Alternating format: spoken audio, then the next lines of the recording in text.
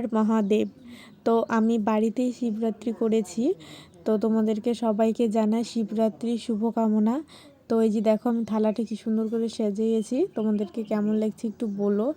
আর এই যে আমাদের বাড়িতে মা মনসা আছে, তোমরা যারা যারা আমার ভিডিওটি দেখো তারা তারা তো সবাই জানো। তো আমি বাড়িতে প্রথম পুজো করছি, মানে বিয়ের আগে তো বাড়িতে করেছিলাম বাবা বাড়িতে, আর এখন এখানে করছি।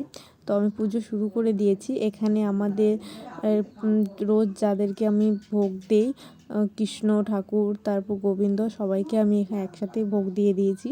তারপর আমার যে গুরু মন্ত্রটা ছিল ওটা আমি জপ করে নিলাম। তারপর আমি এখানে জবা ফুলটি শিবলিঙ্গতে দিয়ে দিলাম। আমি প্রথমে আরতি করে নিব।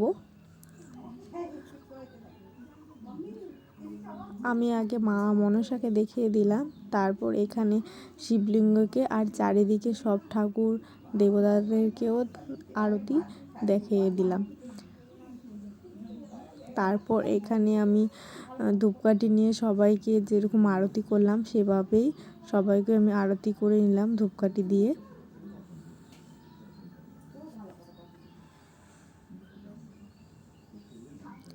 তারপর আমি ধূপতিটা দেখিয়ে দিলাম। এটা প্রথম পার্ট, পরের পার্ট